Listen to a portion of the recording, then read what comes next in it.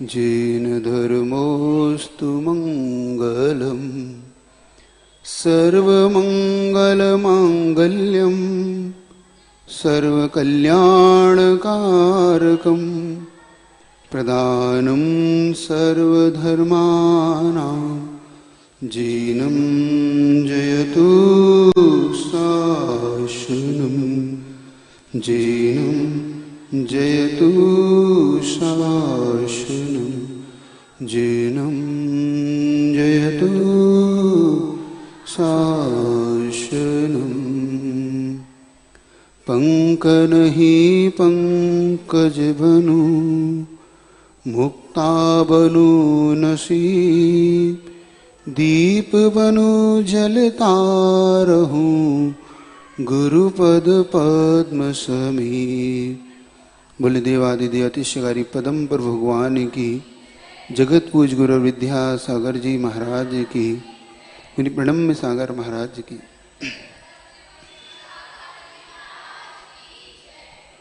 पुनः एक बार उन्हीं श्री गुरु के चरणों में साविनय प्रणाम करते हैं। उन्हीं की गौरव गाथा सुनने का प्रयास करेंगे। कल इतना अपने दिमाग में इतना इस गाथा से समझा कि दीक्षा के बाद किस प्रकार से एक शिष्य अपनी गुरु की सेवा में रत हो जाता है, जिनके मजबूत कंधों पर अब गुरु इस आगम रूपी नौका में बैठकर इस संसार को पार करने की भावना करता है। अब धीरे धीरे गुरु की वृद्ध अवस्था बढ़ती जा रही थी, तो किस प्रकार से गुरु ने भी अपने शिष्य को उन्नत बनाने के लिए उनके द्वारा भी किस प्रकार से आचार्य पद को निरीवृत्ति से ग्रहण किया गया, और आचार्य पद ग्रहण करते हुए जिनके मन में ये भावना बार बार उत्पन्न हो रही थी कि हाँ मेरा शिष्य नियम से आगे बढ़ेगा, तो ये अगर मुनि अवस्था में रहेगा तो आगे इस श्रवण संस्कृति की उन्नति होने के लिए इसका आचार होना अत्यंत आवश्यक है। क्योंकि मुनि अगर रहा तो स्वयं की तो अपनी साधना तो ये करेगा, एक उत्कृष्ट साधक तो ये बनेगा, लेकिन एक उत्कृष्ट आचार्य भी इस भारत की भूमि को, इस श्रवण संस्कृति को मिलना चाहिए, जिनके अंदर ये तीव्र भावना के कारण आचार्य गिरोह ज्ञान सागर जी महाराज ने उस आचार्य पद को ग्रहण किया। अब आगे सुनते हैं किस प्रकार से आचार्य श्री आगे अपने माता पिता के साथ, माता पिता तुल्य गुरु के साथ किस प्रकार से आगे बढ़ते हैं। अब गुरु सेवा सब दुखों को दूर करने वाली है। जिस शिष्य के मन में इस प्रकार की तीव्र भावना उठ रही है, संसार का नाश करने वाली तथा मोक्ष को देने वाली है, यह गुरु की भैया वृत्ति ही अर्जित किए पुण्य के सौभाग्य वाले पुरुष को इस श्रेष्ठ कार्य में पृथ्वी पर प्राप्त होती है। इस प्रकार से अब मुनि विद्यासागर जी को कन्नड़ भाषा में पंचास्ती शास्त्र का अनुवाद करने का अवसर प्राप्त हुआ। उन्होंने पंचास्ती काय नामक जो आचार्य कुंदकुंद महाराज की एक अनन्य कृति है, उसको कन्नड़ में अनुवाद किया, और कल्याण मंदिर और एक ही भाव स्तोत्र, इन दोनों की भाषा हिंदी अनुवाद और ज्ञानवर्धि का करते हुए पद्यानुवाद कर किया। जब ये संस्कृत में सीधा उन्होंने कल्याण मंदिर और एक ही भाव स्तोत्र का जो हिंदी अनुवाद अपने गुरु को दिखाया, तो गुरु गौरवान्वित होने लगे कि मेरी पढ़ाई हुई संस्कृत के साथ साथ हिंदी भी अब इनके लिए एक योग्य शिक्षक के जैसे अब ये स्वयं हिंदी को भी समझने लगे। स्वयं एक उत्कृष्ट छात्र की तरह उन्होंने हिंदी में भी अपनी बहुत पैठ बनाई और उसका ही एक ऐसा परिणाम था कि आगे जाके भविष्य में पूज्य गुरुदेव के द्वारा कई शास्त्रों की हिंदी पद्यानुवाद किए गए और एक मुकमाटी नाम का एक महान ग्रंथ रचा गया, जो आगे आपको समय रहते बताऊंगा किस प्रकार से पूज्य गुरुवर्य ने आगे चल के मुकमाटी की रचना की। आचार्य भगवान के उसी समय गुरु शरण में उनके द्वारा एक और कार्य किया गया, जो एक बहुत महत्वपूर्ण कार्य था। जम्बू स्वामी का एक श्रेष्ठ चारित्र मुनि विद्यासागर जी द्वारा रचा गया, लेकिन ऐसा मानते हैं कि उनके द्वारा यह रचा शास्त्र किसी के द्वारा ले जाया गया। जब वो किसी बिना बताए उनसे वो ले जाकर ले गया, तब भी इनके चेहरे पर लाभ अलाभ में समता का जो चारित्र था वो स्वयं प्रकट हो रहा था। फिर भी साम्य भाव से गुरुवर मुस्कुराते रहे। उनके चेहरे पर कभी ये भाव नहीं आया कि मेरा जम्बू स्वामी, मैंने इतनी मेहनत से इसको रचा था, इसे क्यों कोई ले गया। लेकिन फिर भी उन्होंने उसको बड़े साम्य भाव से अपने आप ही समता रखते हुए वह ले जाने वाले के लिए कुछ नहीं कहा। मात्र गुरु को जब बताया कि यह कोई ले गया, आचार्य महाराज ने एक ही बात, कोई बात नहीं विद्यासागर जी, कोई हमारा शास्त्र ले जा सकता है किंतु हमारा ज्ञान नहीं चुरा सकता। ज्ञान जीव आत्मा के अंदर होता है, शास्त्र तो बाहरी वस्तु है।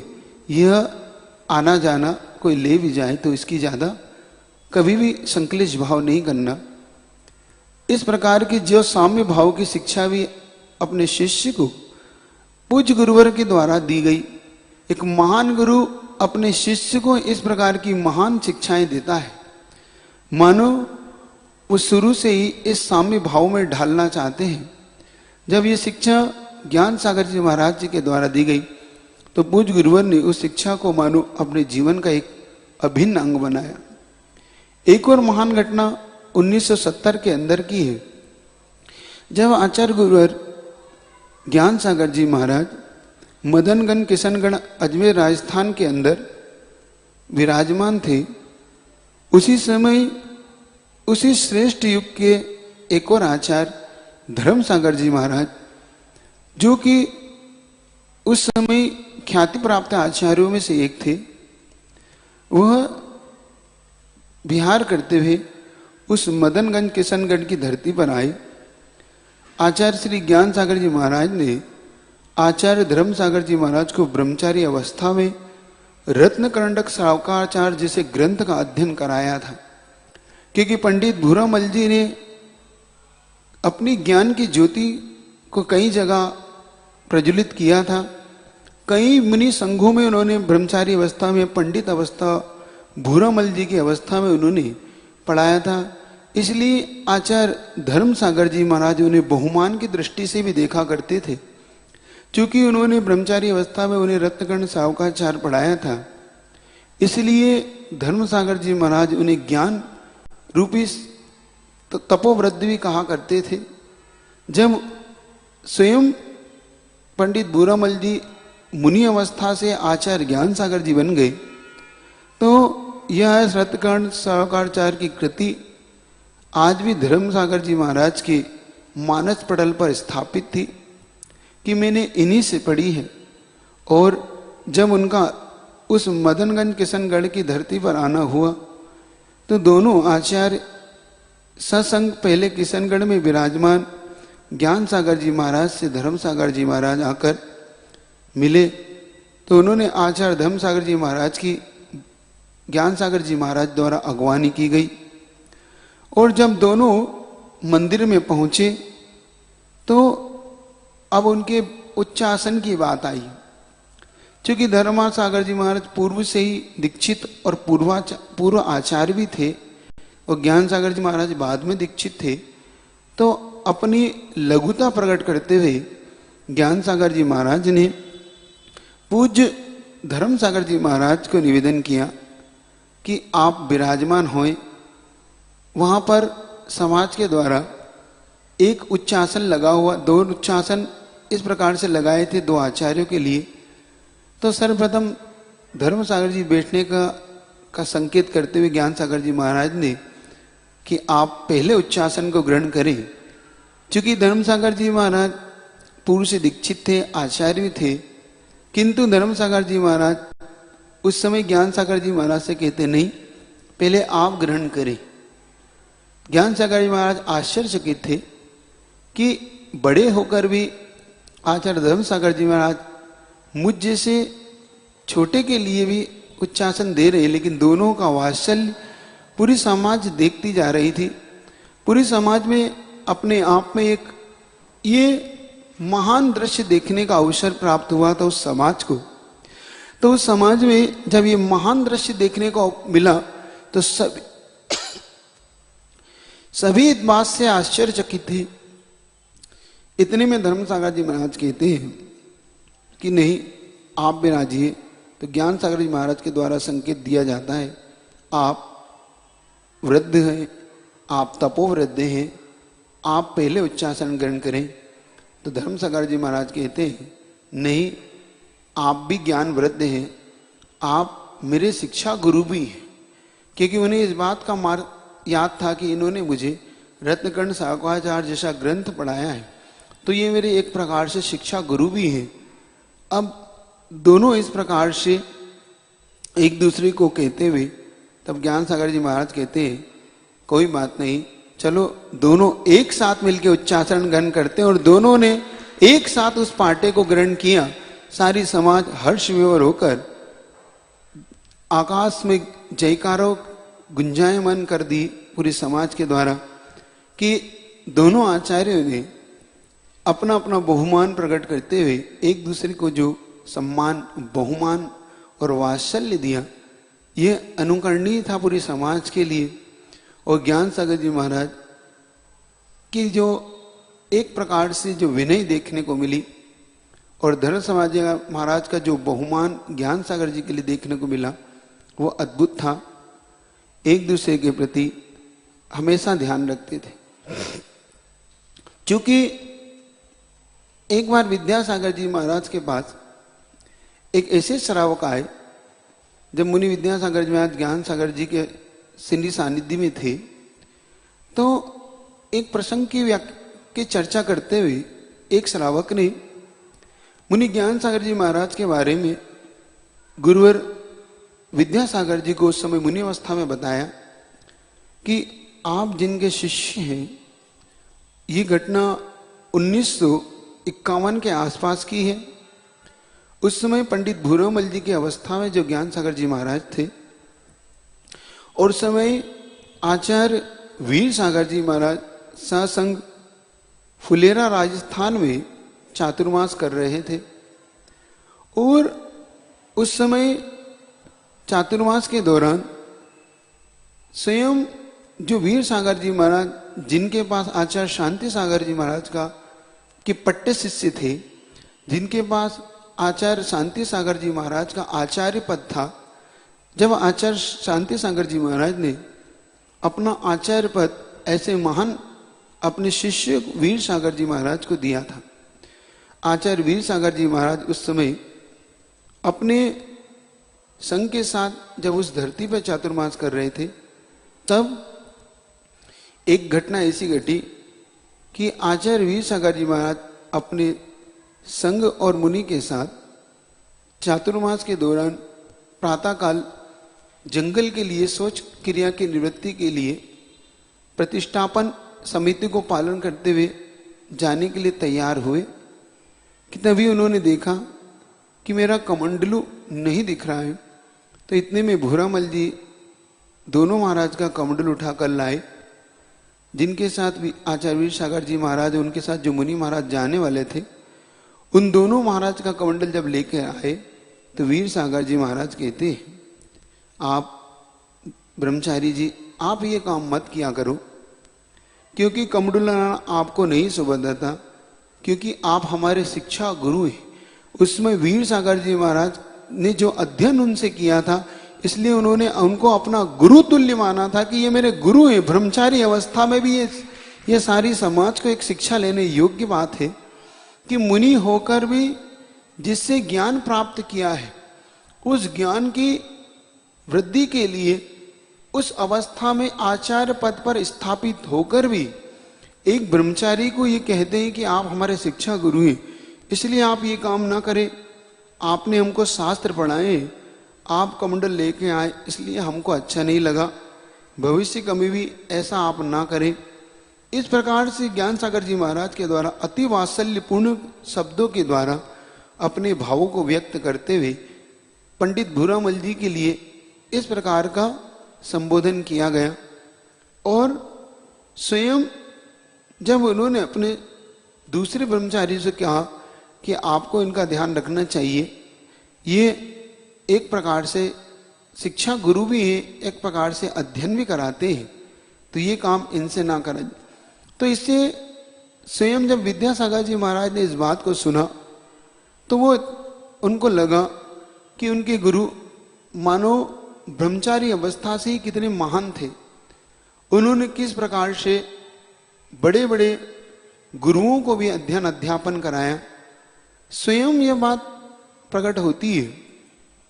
जब यह बात और भी प्रकट होती चली गई तब इस बात का सबको अंदाजा लगने लगा, स्वयं मुनि विद्यासागर जी को भी, कि अब मुझे इस प्रकार से आगे गुरु का ध्यान रखना और तीव्रता से चाहिए।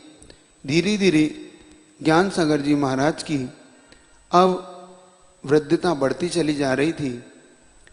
वृद्धता बढ़ते देखकर स्वयं ज्ञान सागर जी महाराज अब किसी निर्णय पर पहुंचने का भाव बनाने लगे। उनके मन में बार बार अब ये बात आने लगी कि मेरी समाधि कैसे होगी, मैं अब ज्यादा चल फिर नहीं सकता हूं, तो मेरी समाधि अब कौन कराएगा। लेकिन वो इस बात से निश्चिंत होने लगे थे क्योंकि उनके पास मुनि विद्यासागर जी जैसा एक ऐसा निरापक मिल गया था जिनको पाकर स्वयं ज्ञान सागर जी महाराज इस प्रकार से खिल उठे थे कि ये मेरी नियम से समाधि अवश्य उत्कृष्ट समाधि तक मुझे ले जाएगा।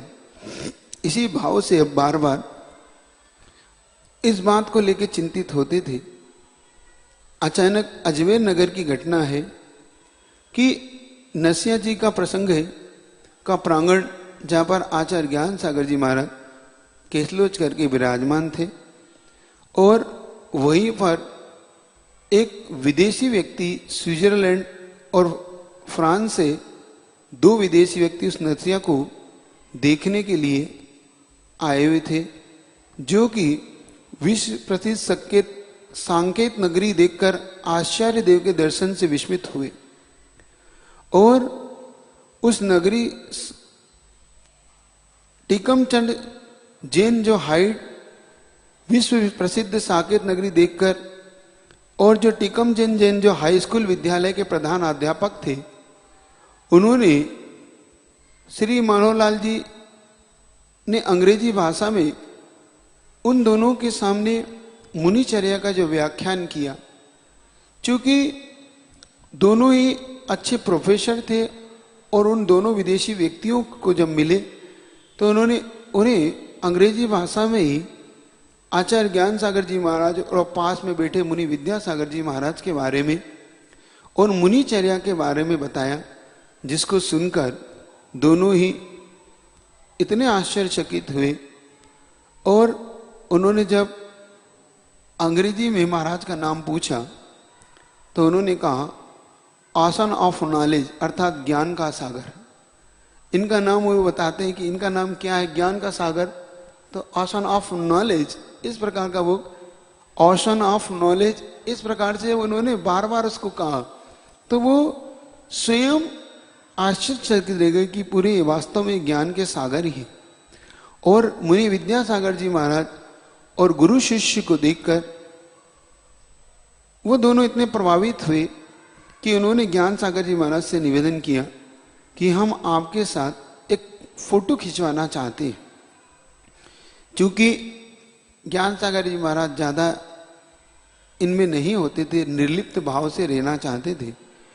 किंतु उसी समय जो अध्यापक महोदय उनके साथ थे, उन्होंने प्रार्थना की कि महाराज आप कम से कम धर्म प्रभावना के लिए आप इस तरीका का निवेदन स्वीकार कर लें, ताकि जब ये विदेश में जाएं तो इस मुनिचर्या के बारे में बता सके। और वास्तव में सत्य भी है।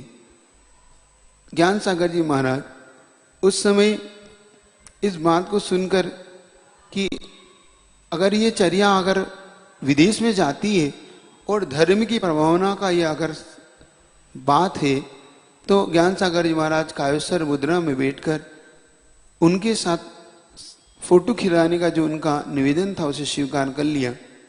और वास्तव में ये सत्य भी है कि ये चर्या विदेश तक आज भी पहुंचती है, तो वहां के लोग आश्चर्यचकित होते हैं। और इतने आश्चर्यचकित होते हैं कि जब वो भारत आते हैं तो जब मुनि महाराज को देखते हैं तो उनके मन में कई प्रश्न चिन्ह खड़े होते हैं। और कई बार उनके मन में जो प्रसन्नता उठती है उसको कहना असंभव सी लगता है। जब एक बार की घटना है, आचार्य महाराज ने अब 2017 में जब खजुराहो में चातुर्मास किया था, तो खजुराहो में चातुर्मास के दौरान विदेशी पर्यटक बहुत आया करते थे। और चूंकि वो विदेशी पर्यटक दर्शन करने के लिए वहां पर उनको जो गाइड होते थे वो उन्हें लेकर आचार्य महाराज का परिचय दिया करते थे। तो एक बार कुछ विदेशी व्यक्ति जब आचार्य महाराज के दर्शन करने के लिए पहुंचे तो कुछ ब्रह्मचारी लोग वहां पर पहले से ही बैठे हुए थे। तो गाइड ने उनका परिचय कराया, आचार्य महाराज ने उन्हें संबोधित किया। जब गाइड ने उनकी तरफ से आचार्य महाराज का संदेश उन्हें दिया तो वो विदेशी इतने प्रभावित हुए कि उन्होंने आचार्य श्री के चरणों में मांसाहार का त्याग करके गए। मांसाहार उन्हें सहज स्वीकार कर लिया।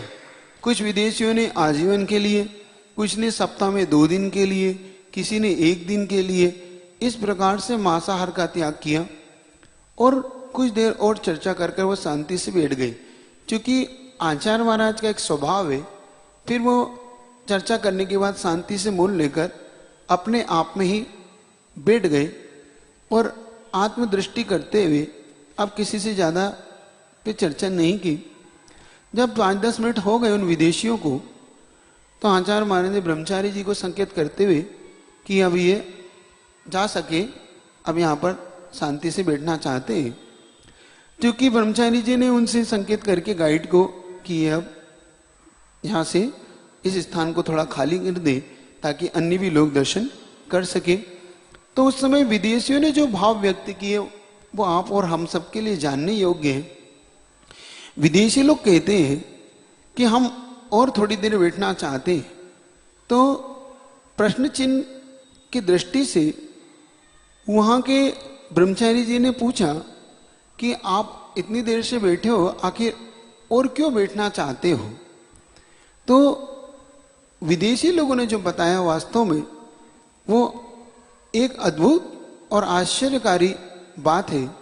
विदेशी लोग वो थे, उन्होंने कहते हैं हम जब भी भारत भ्रमण के लिए आते हैं तो हमारे लिए भारत भ्रमण का एक ही उद्देश्य होता है, यहाँ की संस्कृति और यहाँ की प्राचीन अट्टालिकाएं। हमेशा हम ताजमहल देखने आते हैं, कुतुब मीनार देखने आते हैं, खजुराहो में हम प्राचीन कलाकृति देखने आते हैं। लेकिन आज हम यहाँ पर बैठकर जो देख रहे हैं वो हम जब विदेश जाएंगे तो हम बताना चाहते हैं कि भारत की भूमि पर मात्र प्राचीन अट्टालिकाएं और पुरातत्व नहीं है, भारत की भूमि पर साक्षात भगवान भ्रमण करता है। ये हम बताना चाहते हैं कि भारत की भूमि में आज भी भगवान बसते हैं। आपको देखकर हम ये बताना चाहते हैं संसार को कि अब जब भी कोई आए तो भगवान देखना हो तो भारत की भूमि पर जरूर देख के आए। इससे पता लगता है कि विदेशी लोगों के मन में भी ऐसे पावन परम गुरु की जब छवि प्रकट होती है तो उनके अंदर भी उनको देखकर सहज त्याग, उनके अंदर देखकर सहज दया, अहिंसा के प्रति उनका जो भाव बनता है विदेशियों का भी, इससे लगता है कि इन महान गुरु के महान शिष्य इस प्रकार के हुआ करते हैं। पुनः पूछते हैं उसी 1970 में जब आचार्य ज्ञान सागर जी महाराज ने उन फ्रांसीसी और स्विट्जरलैंड के व्यक्तियों के साथ फोटो खिंचाई, और उसके बाद किशनगढ़ की एक घटना और बताता हूं आपको, क्योंकि ये आपके लिए इसलिए जानना जरूरी है कि गुरु शिष्य अब किस प्रकार से एक दूसरे के पूरक, या शिष्य किस प्रकार से गुरु की एक एक चर्या को बड़ी गौर से देखते हुए किस प्रकार से गुरु अब शिष्य को तैयार करता जा रहा है। अब एक प्राचीन इमारत नई इमारत को मानो सहारा देते हुए बहुत ऊंचाई तक ले जा रही है। देखते हैं आगे जाकर गुरु एक बार किशनगढ़ संस्कृत विद्यालय में पंडित भूरामल जी की प्रतिमा का अनावरण हुआ, और उस समय की घटना है कि संस्कृत के महान विद्वान के कर्तव्य की प्रशंसा और विद्वान लोगों ने उनके लिए पंडित जी भूरामल जी के लिए कि समझने में कहीं कहीं उपलब्ध शब्दकोश अपर्याप्त दिखाई देता है, और वर्तमान में मुनि ज्ञान सागर जी महाराज वह भी विद्यासागर जी महाराज के सानिध्य में देखते हुए उन्होंने देखा कि उन्होंने उस शब्दकोश को पूर्ति करने के लिए ज्ञान सागर जी महाराज ने एक नया शब्दकोश रचना की थी, जिससे कि पुराने शब्दकोश की पूर्ति हो सके। इससे ज्ञान सागर जी महाराज के शब्दकोश के पर कितनी जबरदस्त उनकी पकड़ थी। अब आपको पता पड़ेगा धीरे धीरे किस प्रकार से अब ज्ञान सागर जी महाराज अपने शिष्य को तैयार करते हुए आगे किस प्रकार से और भी बहुत सी शिक्षाएं देते जा रहे हैं। एक बार की घटना है, आचार्य ज्ञान सागर जी महाराज जब अपने संघ में अध्ययन अध्यापन कराते थे तो उनके आश्चर्य का आपको ठिकाना नहीं रहेगा कि वो किस प्रकार से पठन पाठन के लिए हमेशा तैयार रहते थे।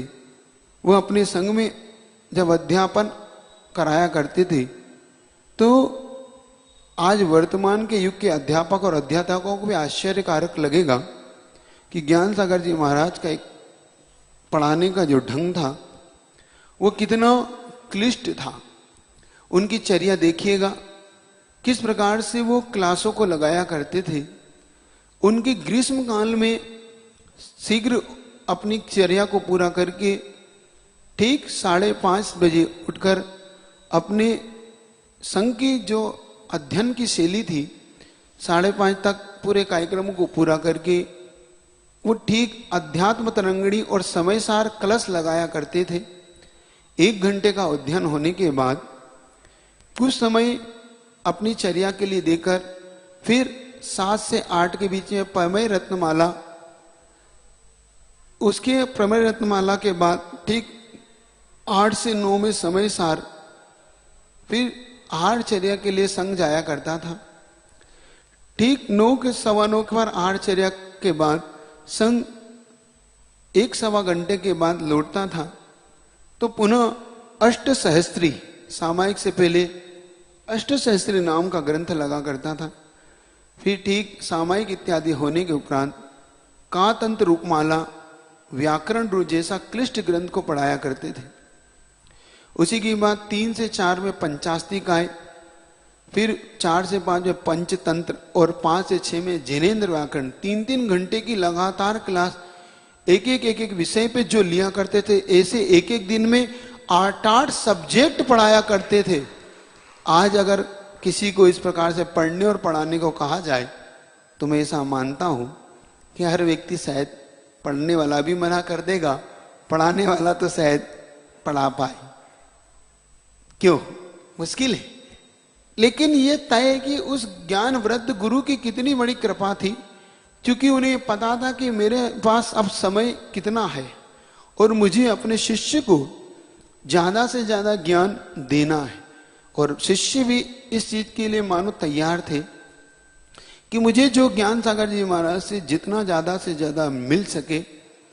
इसीलिए लोग जो आश्चर्य करते हैं कि आखिर ज्ञान सागर जी महाराज ने अपने शिष्य को कैसे तैयार किया, तो अब आपको समझ में आएगा कि किस प्रकार से में उन्होंने उनको तैयार किया। और एक बार 1971 की घटना है जो आपको पहले अभी बताई थी।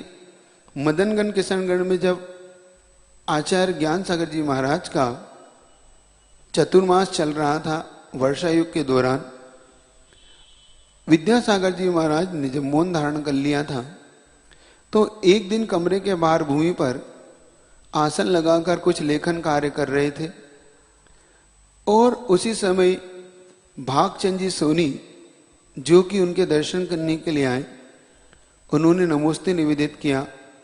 बिना दृष्टि उठाए उन्होंने मोर पूर्वक उन्हें आशीर्वाद दिया। लेकिन आचार्य ज्ञान सागर जी महाराज की एक खासियत थी कि वो जब आहारचर्या करके आते थे तो कम से कम 100-150 कदम टहलते थे, और जब वो टहला करते थे तो उनके साथ एक छुल्लक जी थे, स्वरूपानंद जी। तो आहार के उपरांत मुनि ज्ञान सागर जी महाराज टहल रहे थे और छुल्लक स्वरूपानंद जी उनके साथ थे।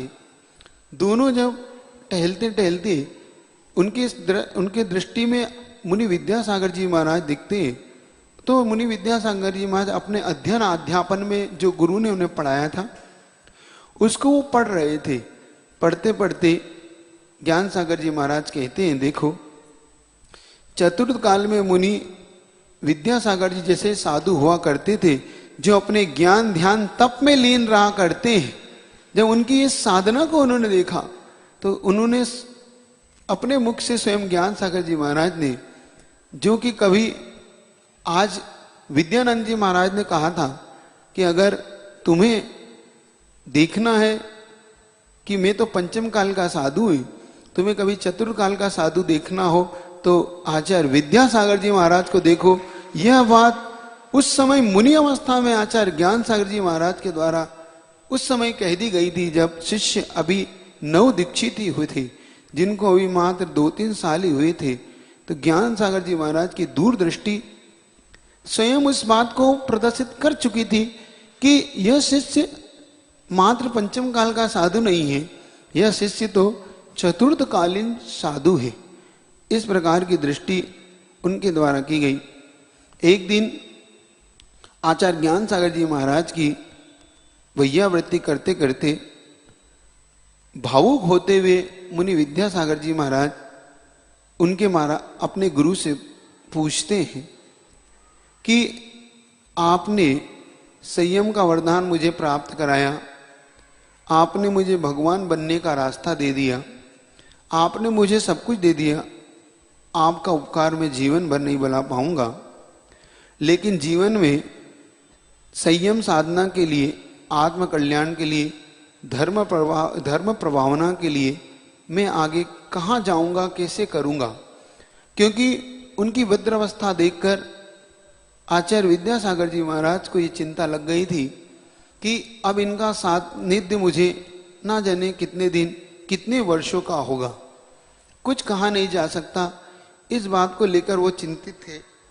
तो उस समय भी ज्ञान सागर जी महाराज उनकी इस चिंता को देखकर वात्सल्य वाले भाव से कहते हैं, विद्यासागर जी चिंता मत करना, जब भी तुम्हें कुछ ऐसा लगे तो बुंदेलखंड की धरती पर चले जाना, आपका संग वहां पर फलेगा फूले। बुंदेलखंड की धरती का वरदान आचार्य ज्ञान सागर जी महाराज ने अपने शिष्य को उस समय ही दे दिया था कि चूंकि वो बुंदेलखंड की धरती से परिचित थे, चूंकि वहां के बड़े बड़े विद्वानों से पंडित जगमोहन लाल जी शास्त्री, फूलचंद जी शास्त्री, कैलाश चंद जी शास्त्री, इन महान महान विद्वानों को वो पहले से ही परिचित थे और बुंदेलखंड की धरती में उनका विश्वास था कि वहां के लोग किस प्रकार से सरल जीवन, किस प्रकार से संयम का जीवन जीते हैं। इस प्रकार से सहज सरल जीवन वाले लोग तुम्हारे लिए वरदान सिद्ध होंगे। देखो ज्ञान सागर जी महाराज का दिया हुआ आशीष आज गुरुवर के लिए इतना फला कि आज जो महान वृक्ष, श्रमण संस्कृति का महान वृक्ष दिखाई देता है, उसमें सबसे ज्यादा फल अगर कहीं के हैं तो बुंदेलखंड के वो फल और फूल हैं जो आज इस श्रवण संस्कृति को इतना उन्नत बनाए हुए हैं। आपको इस बात का आश्चर्यचकित होगा कि इस प्रकार के आशीर्वाद उस समय ज्ञान सागर जी महाराज के द्वारा दे दिए गए थे। और जब गुरु महाराज ने एक बार अपने प्रवचन में आचार्य ज्ञान सागर जी महाराज को याद करते हुए एक बहुत महत्वपूर्ण बात कही थी कि हमने गुरु जी से पूछा आगे हम क्या करेंगे, समझ में नहीं आ रहा है। और उन्होंने कहा था चिंता मत करना, तुम संघ को गुरुकुल बनाना। गुरुकुल बना देने कहा, इसका अर्थ घबराओ मत, सब गुरुकुल बन जाएगा। वे हमेशा एक बात कहते थे, जब विद्यासागर जी महाराज इस बात को लेके अंदर से सोच विचार करने लगे कि ज्ञान सागर जी महाराज ने मुझे ये क्या आशीर्वाद दिया है, मैं संग में मैं हूं अकेला और एक छुल्लक जी और हैं, बाकी बुजुर्ग महाराज जो समाधि के योग्य हैं और स्वयं गुरुवर समाधि ले रहे हैं, इन्होंने मुझे ऐसा कैसा आशीर्वाद या ऐसा कैसा मुझे करने को कहा। स्वयं जब इस बात को सोचकर मुनि विद्यासागर जी महाराज भी आश्चर्यचकित थे कि यह कठिन कार्य मेरे द्वारा कैसे किया जाएगा। लेकिन जब उन्होंने आज वह वरदान, उनका आशीर्वाद वरदान के रूप में फलता है, स्वयं उनके गुरु ने जो उन्हें वरदान दिया वह आज स्वयं दिखाई देता है कि आज विद्यासागर जी महाराज ने मात्र गुरुवर ज्ञान सागर जी महाराज के आशीर्वाद को इतना ऊंचा लेके गए कि उन्होंने गुरुकुल मात्र नहीं बनाया, आज सारे दिगंबर समाज के कुल गुरु के रूप में स्थापित है। मात्र गुरुकुल नहीं बनाया, कुल गुरु। हर व्यक्ति आज बुंदेलखंड का हो चाहे कहीं का भी हो, गौरव से उन्हें अपना गुरु मानकर अपना गौरव मानता है। और कहीं जैनेतर व्यक्ति भी ऐसे हैं जो उन्हें अपने गुरु के रूप में स्वीकार करते हैं। इस प्रकार से अब धीरे धीरे गुरु के द्वारा बताई हुई शिक्षा, गुरु की दी हुई शिक्षा को स्वयं अब ज्ञान सागर जी महाराज की बात को वो आगे बढ़ाते हैं। इस प्रकार से स्वयं विद्यासागर जी महाराज अपने गुरु की सेवा करते हुए, उनसे ज्ञान प्राप्ति करते हुए आगे बढ़ते हैं। मल्ल अपने बराबर मल्ल के साथ और साधु अपने बराबर साधु के साथ और पंडित अपने बराबर पंडित के साथ हमेशा मिलने की इच्छा करता है। जिस प्रकार से वो धर्म सागर जी महाराज के साथ मिले, इस प्रकार से हमेशा ज्ञान सागर जी महाराज, अगर कोई महान साधु या महान साधक उनसे मिलता था तो इस प्रकार से मिलना करते थे। एक बार सागर के निवासी पंडित पन्नालाल जी साहित्याचार्य अनेक ग्रंथों का अनुवाद और संपादन भी थे। उन्होंने मदनगन के संगठन में ही गुरुवर ज्ञान सागर जी महाराज का दर्शन का सौभाग्य प्राप्त हुआ था। उन्होंने लिखा कि संस्कृत साहित्य में आपका पूर्ण अधिकार है, आप प्रवचन सारगामी हैं, शब्द विश्लेषण अत्यंत निपुण है, हिंदी प्रचलित शब्दों का प्रयोग भी आप अर्थांतन से करते हैं। आपके द्वारा नेक शब्द राष्ट्रभाषा हिंदी का है, फिर भी आपने निष्काम अर्थ का प्रयोग किया। इस प्रकार से उन्होंने उनकी भूरी भूरी प्रशंसा करते हुए आपने अपनी कुशलता से थोड़े ही समय में विद्यासागर मुनि महाराज को निष्णात किया। किशनगढ़ में दर्शन के समय सामायिक और सामायिक शब्द पर विशद चर्चा हुई। अजमेर लौटकर उन्हें सहसा उनके मुख से निकला, जो सग्रंथ होकर भी निर्गंथ है, इसमें विरोध पर्याय है। सग्रंथ मतलब जो ग्रंथ से सहित होकर भी निर्गंथ है।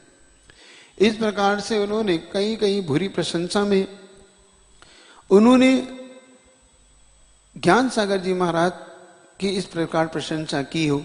ऐसे महान महान विद्वान भी इन महान आचार्य की प्रशंसा में जिनके शब्द थोड़े पड़ जाया करते थे। अच्छा, एक और घटना आपको बताता हूं सन 1970 की, जिसमें आज मुनि विद्यासागर जी महाराज नेत्र रोग से जब ग्रसित हो गए और उनकी आंखें, जब नेत्र रोग के कारण उनकी आंखें आ गई तो उन्होंने अपने एक चश्मे का प्रयोग करके नेत्र की रक्षा की। बुढ़ापे से अभिभूत होकर भी निर्जरा तत्व के प्रति ज्ञान सागर जी महाराज अपनी शरीर की शिथिलता देखकर बार बार अपने शिष्य विद्यासागर जी महाराज की ओर देखा करते थे। अपने मन में अभिलाषा व्यक्त करते हुए भी वहां रह जाते थे, क्योंकि बार बार जब उनकी ओर देखा करते थे मुनि विद्यासागर जी महाराज की ओर, तो बार बार उनके मन में उनके प्रति कुछ भाव उमड़ते थे, लेकिन ज्ञान सागर जी महाराज उन भावों को अपने अंदर ही रख लिया करते थे। तो एक बार उन्होंने विद्यासागर जी महाराज को कहा, आचार्य कुंद के ग्रंथों में ज्ञान शब्द की बहुलता प्रयुक्त है, क्योंकि अपन आचार्य कुंद महाराज का साहित्य देखें तो उसमें उन्होंने गाथाओं के साथ नाण शब्द का प्रयोग किया। नाण का अर्थ प्राकृत में उसको संस्कृत में ज्ञान कहते हैं। जब उन्होंने इस शब्द का प्रयोग किया, फिर उन्होंने कहा कि आचार्य संबंधवाद के द्वारा उसी ज्ञान शब्द का विद्या शब्द के रूप में प्रयोग किया गया है। ऐसा होने पर भी ज्ञान और विद्या दोनों ही समान अर्थ वाले हैं। अब वो संकेत अपने शिष्य को देना चाह रहे थे कि ज्ञान शब्द का प्रयोग आचार्य समय सार में कुंद महाराज ने किया, तो आचार्य संबंधव्रत स्वामी ने ज्ञान शब्द का प्रयोग विद्या शब्द के रूप में किया। इस प्रकार उस समय शायद मुनि विद्यासागर जी महाराज अपने गुरु की इस बात को नहीं समझ पाए कि मैंने तो आचार्य कुंद के साहित्य की तरह जीवन जिया है, लेकिन तुम्हें आचार्य संबंधवत की तरह जीवन जीना है, जिन्हें अपनी महती प्रभावना से, क्योंकि विद्या और ज्ञान दोनों ही एक दूसरे के अर्थ है। विद्या का अर्थ भी ज्ञान है और ज्ञान का अर्थ भी ज्ञान है, इसलिए दोनों एक दूसरे में ही समाहित है। तुम्हें आगे जाकर इस जिन शासन की प्रभावना आचार्य संबंधवत की तरह करना है, मानो यही उनका मनोभावना हो जो आज स्वयं प्रकट होती है कि आचार्य ज्ञान सागर जी महाराज की मनोभावना विद्यासागर जी महाराज ने मानो आचार्य संबंधवत की तरह प्रयोग किया, और इस प्रकार से उन्होंने बार बार अपने शिष्य को तैयार किया। तैयार करते हुए एक बार की बात है कि उन्होंने अपनी समाधि की भावना को अब आगे बढ़ाते हुए इस बात की भावना रखी कि मैं क्या करूं। जब मुनि ज्ञान सागर जी महाराज, आचार्य ज्ञान सागर जी महाराज अपने शिष्य के सामने इस प्रकार की चर्चा करते हुए कि मुझे अब ज्यादा चला नहीं जाता, एक बार की घटना है कि ज्ञान सागर जी महाराज वयोवृद्ध होने के कारण बैठे हुए थे, तो अचानक उनके मुख से चूंकि दांत नहीं होने के कारण थोड़ी सी लार बहने लगी। यह देखकर साहित्यिक शैली में मुनि विद्यासागर जी कहते हैं, मुख रूपी महल से के द्वार से निकल गया, किंतु जब इस बात को शिष्य की प्रत्युत मन देखकर ज्ञान सागर जी महाराज का मुख कमल खिलते हुए कहते हैं कि देखो, इन्होंने साहित्य भाषा में बांध दिया इसको कि मुख रूपी महल के द्वार निकल गया, मतलब जिनके दांत निकल चुके हैं और मानो जो लार बह रही थी, मानो महल का दरवाजा नहीं होने के कारण बाहर आ रहा हो। इस प्रकार साहित्यिक शैली में लार का बहना भी जो अपनी भाषा में कहते थे, मतलब ताकि गुरु के लिए किसी प्रकार का बुरा भी ना लगे और अपनी बात को भी रख सके। जिन गुरु ने अपने शिष्य को इस प्रकार से तैयार किया, तब अब गुरु महाराज के सामने अब अपने जीवन का आगे ले जाने का समय आ रहा था। अब अपनी समाधि को निकट देखते हुए धीरे धीरे आचार्य ज्ञान सागर जी महाराज अपने शिष्य को तैयार कर रहे थे। आगम में कथित विधि से संलेखना की आराधना करने की इच्छा से आचार्य ज्ञान सागर जी महाराज की अब भावना बनने लगी।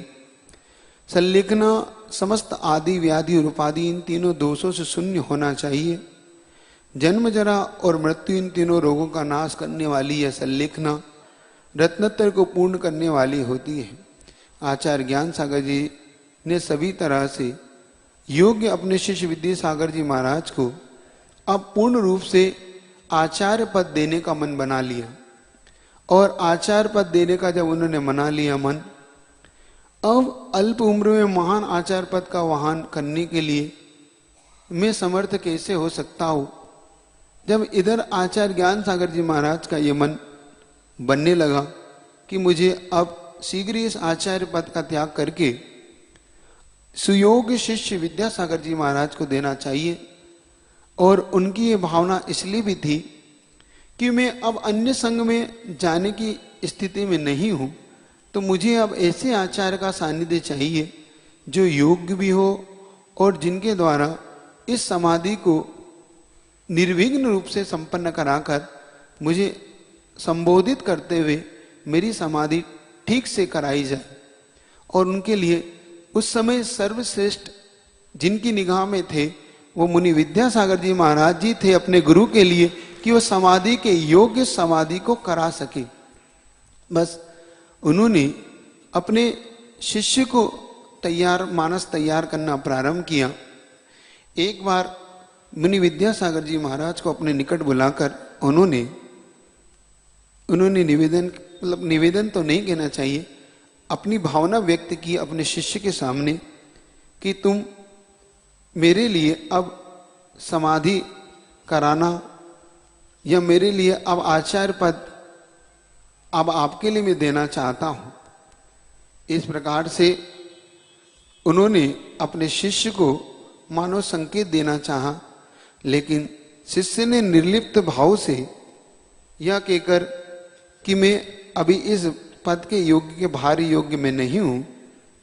इस प्रकार से जब ज्ञान सागर जी महाराज ने अपनी शरीर की प्रतिकूलता को जानते हुए संलेखन व्रत के लिए समाधि के धारण करने के लिए आचार्य पद का त्याग करने का जब पूर्ण मन बनाया, तो उन्होंने इस प्रकार से अपने शिष्य को जब कहा कि अतः उन्होंने स्वयं आचार्य प्राप्त करने के लिए विद्यासागर जी महाराज से मानस बनाते हुए चतुर्मास निष्ठापन के दूसरे दिन ही संघ के समक्ष अपनी इस भावना को रखा।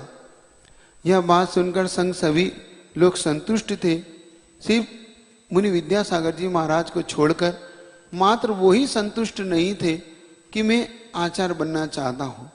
बाकी सारा संघ संतुष्ट था कि ये योग्य हैं और इन्हें आचार्य पद पे बिठाना चाहिए, किंतु उन्होंने अपनी निगाह को नीचे करते हुए बोले, गुरुदेव आपने मुझे मुनि पद में ही साधना करने देंगे तो मुझ पर आपकी महिती कृपा होगी। उन्होंने अपने गुरु के सामने बहुत विनय से अपने वचनों को रखते हुए मुनि विद्यासागर जी महाराज कहते हैं, आप मुझे मुनि पद की साधना ही करने देंगे तो मुझ पर आपकी महिता कृपा होगी। मुनि श्री विवेक सागर जी महाराज को आप आचार्य पद देंगे तो अच्छा होगा। क्योंकि उस समय विवेक सागर जी महाराज वहां नहीं थे, वो कुचामन सिटी में चतुर्मास रथ थे, जो राजस्थान की धरती पर ही अजमेर नगर से कुछ दूरी पर कुचामन सिटी है, वहां पर वो चातुर्मास रथ थे विवेक सागर महाराज। तो उन्होंने जब उनको अभाव देखा तो उनका अथवा क्षुल्लक विनय सागर जी महाराज को मुनि पद दीक्षा देकर आप आचार्य पद दे दे। तब उन्होंने इस प्रकार की अपनी निर्लिप्त भावना उस समय अपने शिष्य के मुख से जब सुनी, तो मानो ज्ञान सागर जी महाराज अंदर से हताश से होने लगे कि मैं जानता था कभी ये प्रतिष्ठा के चक्कर में कभी नहीं पड़ेगा, ये कभी भी इस चीज को स्वीकार नहीं करेगा। किंतु ज्ञान सागर जी महाराज ने पूर्ण रूप से मन बना लिया था कि मैं आचार्य पद इन्हीं दूंगा, क्योंकि योग्य यही है। आगे अपन सुनेंगे किस प्रकार से वो आचार्य पद के लिए मानस तैयार करते हैं, किस प्रकार से बड़ी कठिनाइयों से मुनि विद्यासागर जी महाराज गुरु दक्षिणा देने के अवसर में आचार्य पद को किस प्रकार से स्वीकार करते हैं, आगे अपने गुरु की समाधि के लिए किस प्रकार से मन बनाते हैं, आगे अपन कल सुनेंगे। बोले गुरुवर ज्ञान सागर जी महाराज की, मुनि विद्यासागर जी महाराज की। चलिए जाप का समय हो रहा, जाप कर ले। ओम सम्यक् दर्शनाय नमः। ॐ सम्यक् ज्ञानाय नमः। ॐ सम्यक् चारित्राय नमः। ॐ ह्रीं अरं अस्यौष नमः। ॐ ह्रीं अरं अस्यौष नमः। ॐ ह्रीं, जोर से बोलो। ॐ ह्रीं अरं अस्यौष नमः। ॐ ह्रीं अरं अस्यौष नमः। ॐ ह्रीं अरं अस्यौष नमः। ॐ ह्रीं नमः। ॐ ह्रीं, ॐ ह्रीं अरं अस्यौष नमः।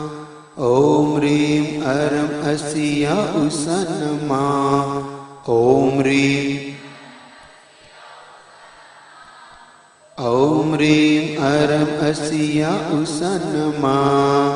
ॐ ह्रीं अरं अस्यौष नमः। ॐ ह्रीं, जोर से बोलो। ॐ ह्रीं, ॐ ह्रीं अरं अस्यौष नमः। ॐ ह्रीं अरं अस्यौष नमः। ॐ ह्रीं, सीधे बैठो आंख बंद करके। ॐ ह्रीं अरं अस्यौष नमः। ॐ ह्रीं अरं अस्यौष नमः। ॐ ह्रीं अरं अस्यौष नमः। ॐ ह्रीं, ॐ ह्रीं अरं अस्यौष नमः। ॐ ह्रीं अरं अस्यौष नमः। ॐ ह्रीं,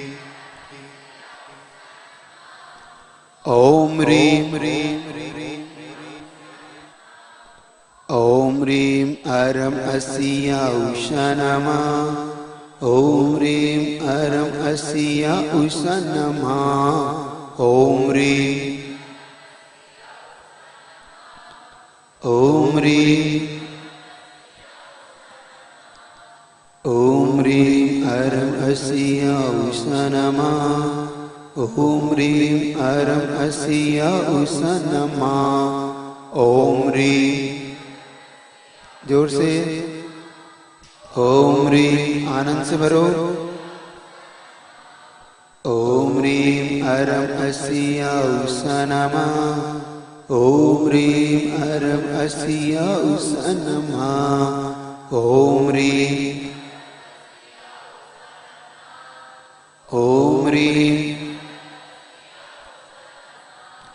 ॐ ह्रीं अरं अस्यौष नमः। ॐ ह्रीं अरं अस्यौष नमः। ॐ ह्रीं, ॐ ह्रीं, ॐ ह्रीं अरं अस्यौष नमः। ॐ ह्रीं अरं अस्यौष नमः। ॐ ह्रीं, ॐ ह्रीं, ॐ ह्रीं अरं अस्यौष नमः। ॐ ह्रीं अरं अस्यौष नमः। ॐ ह्रीं, ॐ ह्रीं, ॐ ह्रीं अरं अस्यौष नमः। ॐ ह्रीं अरं अस्यौष नमः। ॐ ह्रीं, ॐ ह्रीं, ॐ ह्रीं अरं अस्यौष नमः। ॐ ह्रीं अरं अस्यौष नमः। ॐ ह्रीं, ॐ ह्रीं, ॐ ह्रीं अरं अस्यौष नमः। ॐ ह्रीं अरं अस्यौष नमः। ॐ ह्रीं, ओम ह्रीं अरम अस्याउ सनमा ओम ह्रीं ओम ह्रीं अरम अस्याउ सनमा ओम ह्रीं ओम ह्रीं ओम ह्रीं अरम अस्याउ सनमा ओम ह्रीं अरम अस्याउ सनमा ओम ह्रीं ओम ह्रीं अरम अस्याउ सनमा ओम ह्रीं अरम अस्याउ सनमा ओम ह्रीं ओम ह्रीं ओम ह्रीं अरम अस्याउ सनमा ओम ह्रीं अरम अस्याउ सनमा ओम ह्रीं ओम ह्रीं ओम ह्रीं अरम अस्याउ सनमा ओम ह्रीं अरम अस्याउ सनमा ओम ह्रीं ओम ह्रीं ओम ह्रीं अरम अस्याउ सनमा ओम ह्रीं अरम अस्याउ सनमा ओम ह्रीं ओम ह्रीं ओम ह्रीं अरम अस्याउ सनमा ओम ह्रीं अरम अस्याउ सनमा ओम ह्रीं ओम ह्रीं ओम ह्रीं अरम अस्याउ सनमा ओम ह्रीं अरम अस्याउ सनमा ओम ह्रीं अरम अस्याउ सनमा ओम ह्रीं ओम ह्रीं अरम अस्याउ सनमा ओम ह्रीं अरम अस्याउ सनमा ओम ह्रीं ओम ह्रीं ओम ह्रीं अरम अस्याउ सनमा ओम ह्रीं अरम अस्याउ सनमा ओम ह्रीं ओम ह्रीं ओम ह्रीं अरम अस्याउ सनमा ओम ह्रीं अरम अस्याउ सनमा ओम ह्रीं ओम ह्रीं ओम ह्रीं अरम अस्याउ सनमा ओम ह्रीं अरहम अस्याउ सनमा ओम ह्रीं अरहम अस्याउ सनमा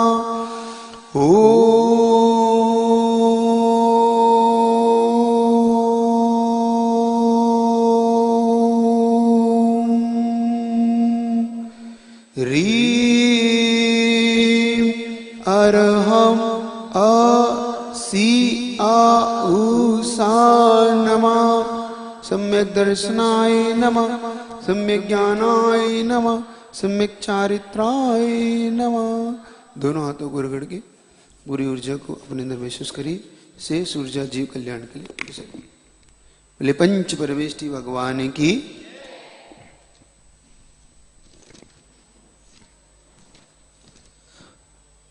बोलिए परम पूज्य विशाल सागर जी महाराज की। हम चलते हैं संघ का समाधान की ओर।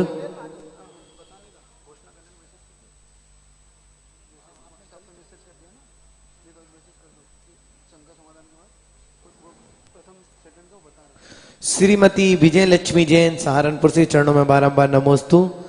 महाराज श्री उनकी जिज्ञासा है, आज व्यक्ति जन्म से नहीं कर्म से महान बनता है, ये सब बातें वह सब भूलता जा रहा है, ये सही है? जैन कुल में जन्म लेने के बाद जिम्मेदारी बढ़ जाती है।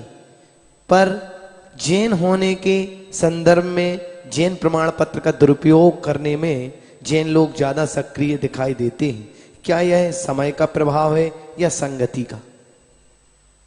समय का भी है और संगति का भी है। क्योंकि स्वयं भरत चक्रवर्ती इस प्रकार के सपने पहले ही देख चुके। आचार्य बाद में अंत में अमृत सम्राट चंद्रगुप्त मौर्य भी इन सपनों को स्वयं देख के आपको पहले बताया था कि जैन दर्शन में इस प्रकार की विडंबनाएं होती चली जाएंगी कि स्वयं जैन लोग अब ऐसे कार्य को करने लग जाएंगे जिन कार्यों को शोभा नहीं देगा। लेकिन काल का प्रभाव है ही, हुंडा सर्पणी का अपना प्रभाव होता ही है, ये काल का ही प्रभाव मानो। फिर भी इस काल में भी बहुत अच्छे लोग भी हैं जो इस जिन शासन को पताका ऊपर ले जाके रखते हैं। उनकी ओर देखो, अपना काम तो यही है कि कुएं पूरा भांग से भरा पड़ा है, अपना लोटा छानो पियो आगे बढ़ो, अब तो ये है। महाराज श्री शशि जैन चंदनगर सहारनपुर से चरणों में बारंबार नमोस्तु। गुरुदेव, हम लोग जानते हैं कि बुरे कर्मों को कोई पसंद नहीं करता है। लोग सीख भी पीढ़ियों से लेते आ रहे हैं, लेकिन फिर भी हम बुरे कर्मों को नहीं छोड़ पाते हैं। ऐसा क्यों? पूज्य गुरुवर मार्गदर्शन दें। एक बार पुण्य और पाप में इस बात के लिए बहस हो गई कि लोग किसे ज्यादा चाहते हैं। क्या पुण्य और पाप में इस बात की बहस हो गई। पुण्य कहने लगा संसार में सबसे ज्यादा लोग मुझे चाहते हैं। पुण्य को चाहते हैं? आप बताओ कितने लोग हैं या पाप को चाहते हैं? सही बताओ। सभी लोग किसको चाहते हो? पुण्य। तो पाप ने तपक के जवाब दिया, सुनो महोदय, तुम्हें तो लोग चाहते हैं लेकिन मुझे तो लोग करते हैं। मुझे पाप तुम चाहने से कुछ नहीं होता, मुझे लोग करते हैं। सबसे ज्यादा करते क्या है आदमी? तुम्हें तो मात्र चाहते हैं, मुझे तो करते हैं। तो ये देखो, आप इससे संकेत को समझ गए होंगे कि आदमी चाहता कुछ है और करता कुछ है। इसलिए अपने चाहने और करने में थोड़ा सा एक सही सी लाओ। पुण्य को चाहते हो तो पुण्य को करने की भावना भी करो। महाराज जी सुनीता जैन सहारनपुर से चरणों में बारंबार नमोस्तु। महाराज श्री उनकी जिज्ञासा है कि हम जीव आत्मा को ईश्वर का अंश मानते हैं, लेकिन कुछ लोग ये सत्य वाक्य का उपयोग करते हुए कहते हैं कि मैं ही ब्रह्म हूं। ये कहां तक उचित है? मार्गदर्शन दे। देखो, ये तो एक प्रकार का मिथ्या भ्रम है कि मैं ही अगर ब्रह्म हूं, तो अगर आप निरपेक्ष कथन करते हो, जैन दर्शन सापेक्ष कथन को सम्यक मानता है और निरपेक्ष कथन को मिथ्या मानता है। कभी भी कथन किसी अपेक्षा से करना पर ही आपका कथन समीचीन माना जाता है।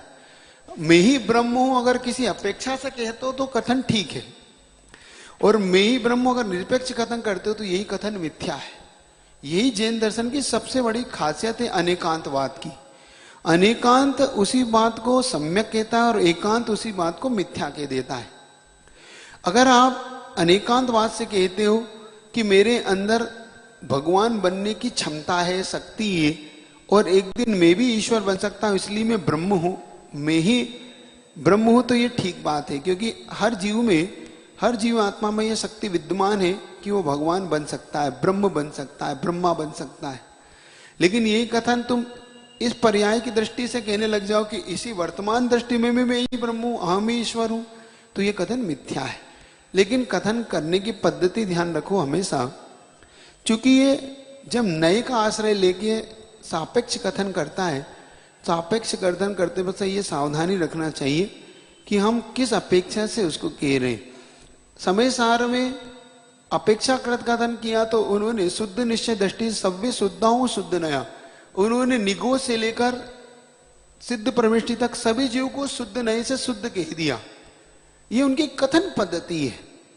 और अशुद्ध नए से उन्होंने अशुद्ध कह दिया। तो ये कथन की पद्धति है, समझने की दृष्टि है। मात्र सापेक्ष कथन ही अपने यहाँ समीचीन है, निरपेक्ष कथन मिथ्या। इस बात को आप ध्यान रखो। महाराज श्री संगीता जैन शामली चरणों में कोटि कोटि नमन। महाराज श्री उनकी जिज्ञासा है कि हम सब जानते हैं कि बीता हुआ क्षण कभी वापस नहीं पा सकते हैं, लेकिन आदमी अपना पूरा समय इसी में बर्बाद करता है। भविष्य में अच्छा करने के लिए कम से कम वर्तमान जो उसका है उसको सही से जीने की तो कोशिश कर सकता है। कृपया मार्गदर्शन दें। कथन बिल्कुल ठीक है, लेकिन होता इससे ठीक विपरीत ही है ना। आदमी स्मृति में खो के जीता है। आदमी भूत की स्मृतियों में इतना डूब जाता है कि वो अपना भविष्य भी बिगाड़ लेता है। इसीलिए आदमी को ये सोचना है कि मेरा भूत आज मेरा वर्तमान है और आज मेरा वर्तमान मेरा भविष्य है। तो भूत जो निकल चुका है, अब मैं उसका सुधार मेरे हाथ में नहीं है, वो तो निकल चुका है। अब वर्तमान ना बिगाड़ूं ताकि भविष्य ना बिगड़ जाए। वर्तमान अगर जैसा होगा वैसा आपका भविष्य होगा। इसलिए हर व्यक्ति इस बात को ध्यान रखे, अपना वर्तमान सुधारने में ज्यादा समय गुजारे, ना कि अपने भूत पे रोने में। महाराज श्री अभिषेक जैन दिल्ली, ऑडियो रिकॉर्डिंग से उनकी जिज्ञासा आई है। जय श्री विशाल सागर जी महाराज के चरणों में बारंबार नमोस्तु। मैं अभिषेक जैन कास्लीवाल दिल्ली से। गुरुदेव, मेरी ये जिज्ञासा है कि आहार करने के लिए जब साधु श्रावक के घर आते हैं और वो दातार होता है और वो पात्र होते हैं, तब भी ये कैसा अद्भुत चमत्कार है कि दातार होने के बाद भी वो दान देने के बाद खुद खुश होता है कि मेरा धन्य है भाग कि मैं आज दान दे पाया। अभिमान नहीं कर रहा वहां पर, वो ऐसी सोच रहा है कि मैं धन्य हो गया कि मेरे दान देने का अवसर मिला।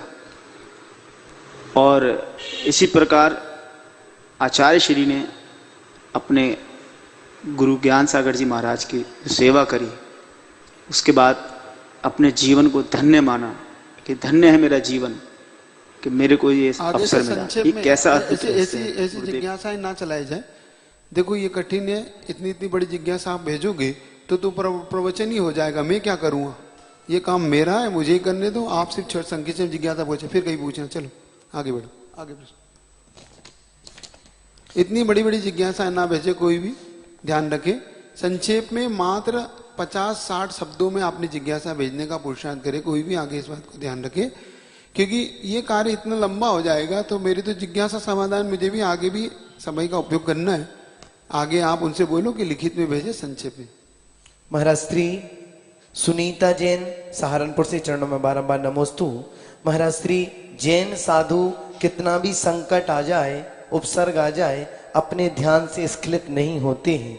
इतनी शक्ति उनमें कैसे आती है? हम सब तो यदि 1 मिनट ध्यान में बैठे हैं और पंखा बंद हो जाए तो उसी में हमारा ध्यान अलग हो जाता है, ऐसा क्यों? आज दोपहर की आप सुन लेना, मैंने जो इष्टोपदेश की गाथा पढ़ाई है आज, उसमें इसी के वर्ण है। प्रसाद विज्ञान दास रवस्ति निरोधी न अध्यात्म योगी न। जब जीव अपनी साधक जब इस भेद विज्ञान को पा जाता है कि उसकी दृष्टि इस प्रकार से हो जाती है आत्म तत्व की ओर, तो उन परिचयों और उन उपसर्गों में वो इस प्रकार से तटस्थ हो जाता है कि वो आगे अब किसी प्रकार से इन परिचयों को सहन करने में मुश्किल नहीं पाता। ये उसकी एक भेद विज्ञान की महान दृष्टि है। और पूर्ण अगर आपको विस्तार से सुनना तो आप सुन लेना। चलिए अब प्रश्नों को यहीं रोक दो, आगे आपके उत्तर बताने का समय। कहाँ गए विवेक भाई? आगे अब अपने फर्स्ट सेकंड थर्ड जो आए हैं और उनकी सबकी कॉपी जांची गई है। एक बात मैंने एक घोषणा कर देता हूँ आपको पहले कि जो 8 से 12 साल के बच्चों की हमने सरधना वालों के लिए जो छूट दी थी, वो यही वालों के लिए दी थी जो यहाँ के एग्जाम देगा। ऑनलाइन पेपर किसी को हम सबमिट नहीं करेंगे, किसी 8 से 12 साल के 12 साल के बच्चों का, क्योंकि हम बाहर वालों को भी इस प्रकार की हमने घोषणा नहीं की। तो जो बच्चा यही उपस्थित होके पेपर देगा उसके लिए ही हम इसमें फर्स्ट सेकंड थर्ड या किसी उसमें रखेंगे, नहीं तो ऑनलाइन वालों का पेपर ही नहीं जचेगा। यहाँ पे 8 से 12 साल वालों का, बाकी सबका जचेगा, है ना। तो 8 से 12 साल वाले सरधना के बच्चों के लिए हमने एक विशेष छूट दी थी कि 8 से 12 साल के बच्चे यहीं पे एट प्रेजेंट होकर ही अपनी एग्जाम देंगे। आगे भी ध्यान रखेंगे, जिनने ऑनलाइन भेजी उसको हमने पूरा कैंसिल कर दिया, उस फॉर्म को हमने नहीं लिया। आगे ध्यान रखें, बाकी सबका फॉर्म हम ऑनलाइन ले रहे हैं। जो भले 70-100 साल का भी हो वो भी अच्छे से दे एग्जाम, लेकिन छोटे बच्चों के लिए यही। चलिएगा, तैयार हो जाएं। पहले सबसे पहले ऑनलाइन वालों का बता रहा हूं, ठीक। 12 वालों का एग्जाम हमने 27 तारीख को लिया था। उसमें थर्ड आई है, दिल्ली वालों ने इसमें अवसर मारा है। ऑनलाइन वालों में निधि जैन, बाहुबली इंक्लेव।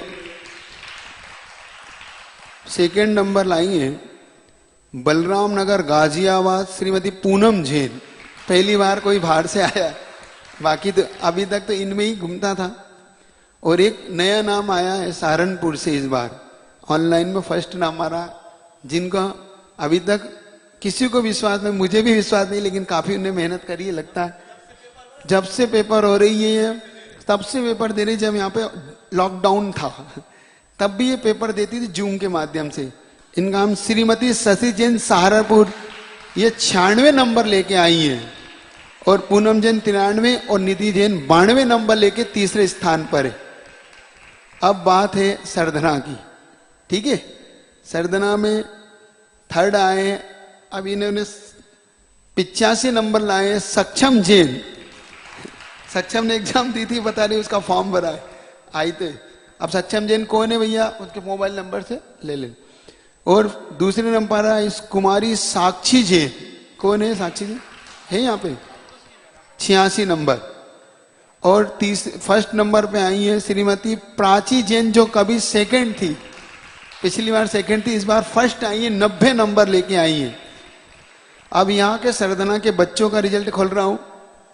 थर्ड आई है अविसा जैन गांधीनगर, 49 नंबर है। यहाँ पर खड़े हो जाओ, नवोस तो कर लो। सेकेंड आई है रिद्धि जैन, नितिन जैन, 50 नंबर, रिद्धि है यहाँ पर, अच्छा। और फर्स्ट आए सक्षम जैन गांधीनगर, 68 नंबर, बहुत अच्छा। इन तीनों बच्चों ने बहुत मेहनत करी। ये बच्चे वास्तव में बहुत मेहनती हैं। और अब आगे बच्चों के लिए अगर लाना है तो उनकी लिस्ट आपकी ऑनलाइन, जितने भी नंबर जिसको मैं ऑनलाइन आपको सबको मिल जाएंगे। भेज दिया, भेज रहे हो? हाँ, बस 5 मिनट में आपके पास आ रही है ऑनलाइन कापियां। लोग घबराए नहीं। आप मेरी बात बता दें, अभी आप सब बच्चों के नंबर यही बता देंगे 5 मिनट बाद, ठीक है। चलिएगा, छोटी सी भक्ति करना हो तो कर ले, नहीं हो तो कोई बात। चलिएगा, ठीक है। जिन वाणी के ज्ञान से सूझे लोग आलोक, सो वाणी मस्तक धरु सदा दे तू। हे जिन वाणी भारती तो जब दिन जो तेरी।